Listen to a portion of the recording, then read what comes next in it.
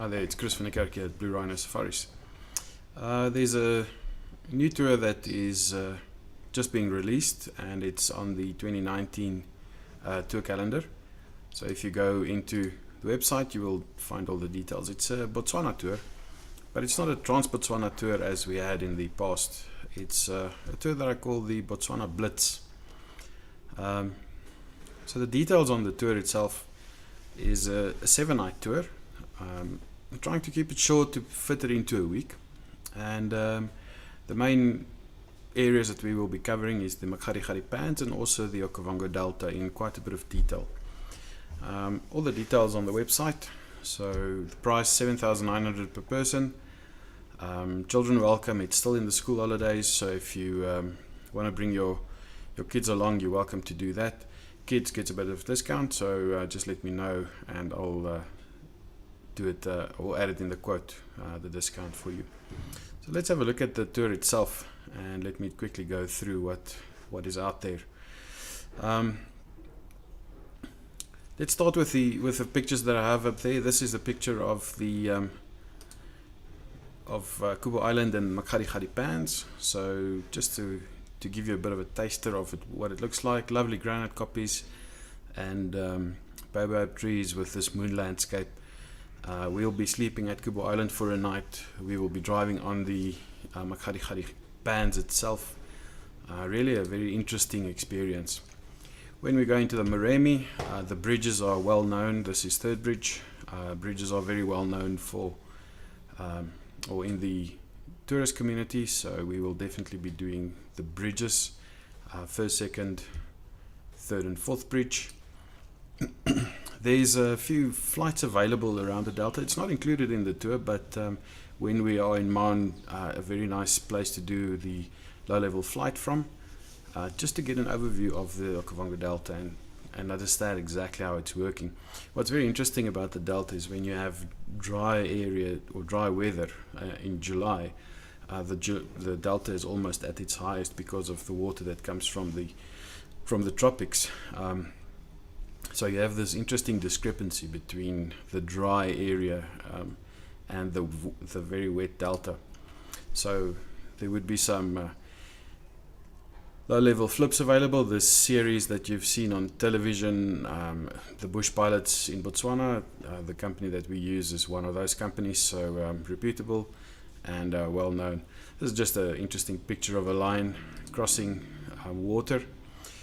When we're in the Delta, we will be doing a aluminium boat ride for a day.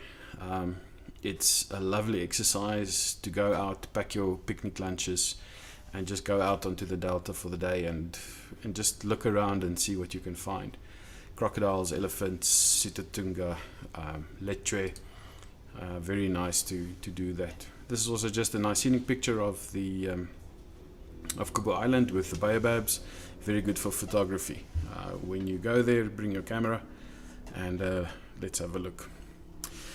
So the itinerary, basically I head out from Johannesburg very early morning, like in 5:30 or so, 6ish. We'll get away, see if we can miss all the traffic, get to the Botswana border, and then we head off to Kama Rhino Sanctuary.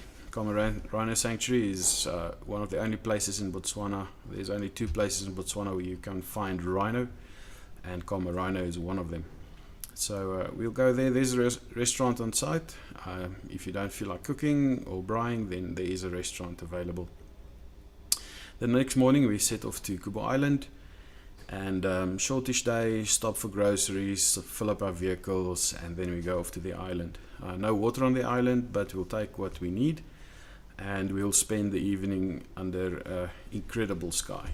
Kubo Island is one of those places where the nightlife or the sky is actually excellent at night. Early next morning we're up, and just after breakfast we leave for Maun. To do this, we will drive across the Makgadikgadi Pans. We'll stop over at Chapman's Baobab, which has fallen over if you Google it, but I was there the other day, and it's interesting how this tree is busy growing again. So we're going to have a look at the progress that this tree has made to get growing again. And that night we will sleep in Maun. So we'll stock up, we'll do some shopping, make sure everything is sorted, and we'll sleep in Maun.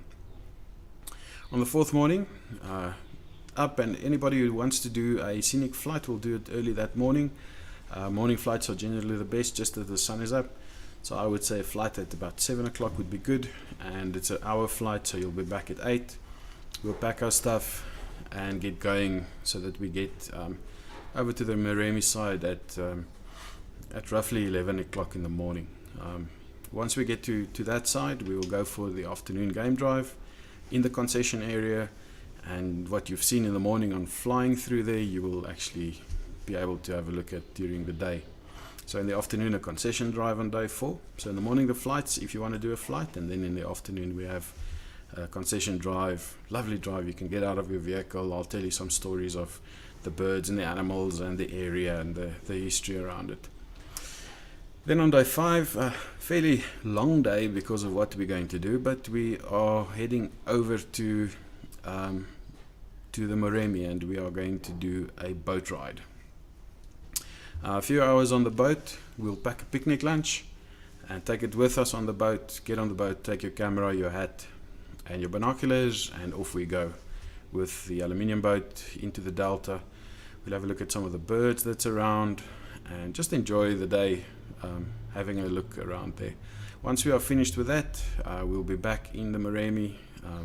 We'll do this from Kakanaka, back in the Moremi, and then we'll head back to camp. Depending on the time, we can make a few detours and do some game viewing as we come back. Then on day 6, our last day in the Moremi area, we go into the Moremi again, and this time we go to the southern area, which is the Blackpool area. Very nice to travel around there for the day and just see what's out there. So just an enjoyable day in the Moremi. The morning of day 7, we start our journey back through Maun, and we travel towards the Botswana border. We sleep at the border for the night, and the next morning on the 8th day we do the last 4 hours to get back to Johannesburg. So all in all, a very nice few days, and it's a nice combination of relaxation and wildlife, a boat ride, Maun, all the things that's really nice of the area. Looking at the map, it's all there. So first night Kamarino Sanctuary, second night Kubu Island, third night we are in Maun, 4, 5, 6 we are in the Moremi area, and 7 we are on our way back to Johannesburg.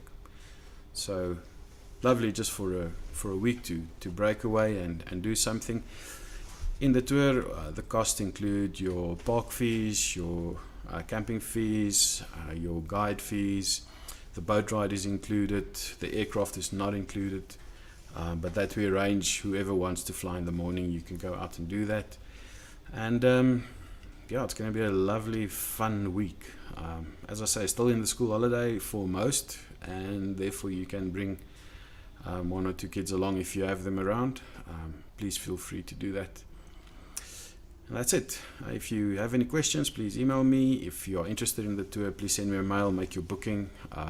The space is limited, and I don't take big groups. You'll see on the website about 12, 14 people is the limit, because the boat cannot take more than that, and I don't want to have 2 boats. So we are limited by the boat space that we have on the aluminium boats. So let me know if you want to go, and we'll make a plan. Cheers.